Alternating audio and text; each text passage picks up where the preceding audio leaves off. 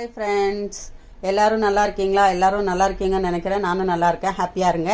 இன்றைக்கி நம்ம வீட்டில் மதியம் லஞ்சுக்கு என்ன செய்ய போகிறோன்னா, முருங்கைக்காய் கத்திரிக்காய் போட்டு சாம்பார், அதுக்கு சைடிஷ் நம்ம கோஸ் பொரியல் செய்ய போகிறோம். அது எப்படி செய்கிறது, என்னென்ன தேவைன்னு பார்க்கலாம் வாங்க. கோஸ் பொரியலுக்கு கோஸ் ஒரு பவுலு, அப்புறம் வெங்காயம் மீடியம் சைஸ் 2 வெங்காயம், அப்புறம் தேங்காய் ஒரு கப்பு, ஒரு சின்ன கப்பில் ஒரு கப்பு, தேவையான அளவு உப்பு எடுத்துக்கோங்க, பச்சை மிளகாய் ஒரு 4, கருவேப்பிலை கொஞ்சம். இப்போ எப்படி செய்முறை பார்க்கலாம் வாங்க. நம்ம பேனை ஸ்டவ் மேலே வச்சுக்கலாம். இப்போ ஸ்டவ் ஆன் பண்ணிக்கலாம். இப்போ பேன் காஞ்சதும் ஆயில் ஊற்றிக்கலாம். ஒரு 3 ஸ்பூன் ஆயில் ஊற்றிக்கலாம். எண்ணெய் சூடானதும் நம்ம கொஞ்சம் உளுந்தம்பருப்பு போட்டுக்கலாம். எண்ணெய் சூடானதும் ஒரு 1/4 ஸ்பூன் கடுகு போட்டுக்கலாம்.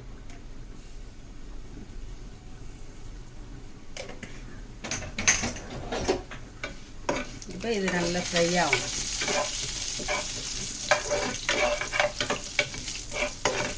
கடுகு வெடிக்கணும்.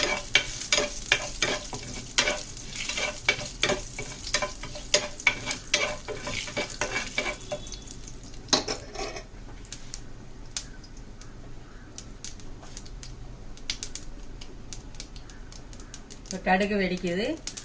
இப்போ நம்ம வெங்காயம் சேர்த்துக்கலாம். அந்த வெங்காயத்தோடி பச்சை மிளகாய் கருவேப்பிலை சேர்த்துக்கலாம்.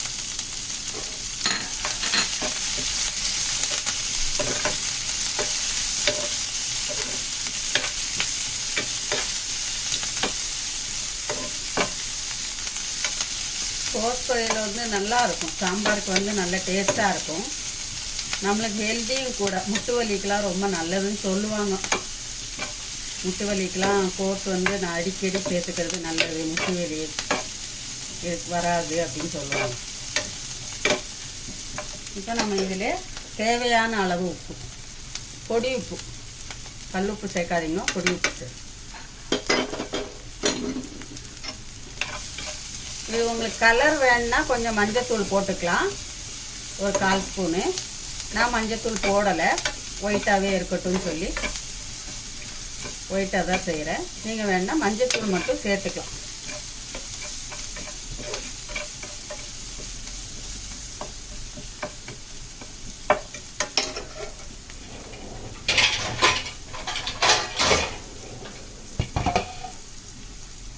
கோஸ் சேர்த்துக்கலாம்.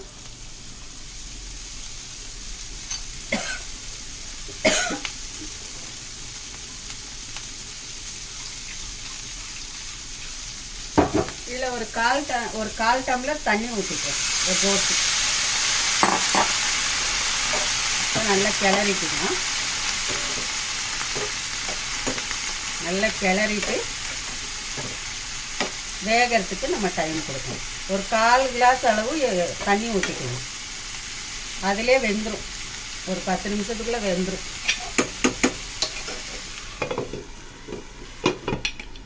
லிட்டு போட்டு மூடிக்கலாம்.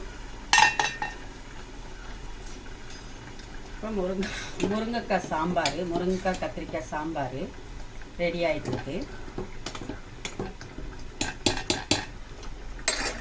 இப்போ நம்ம கோஸ் பொரியல் ரெடி ஆயிடுச்சு.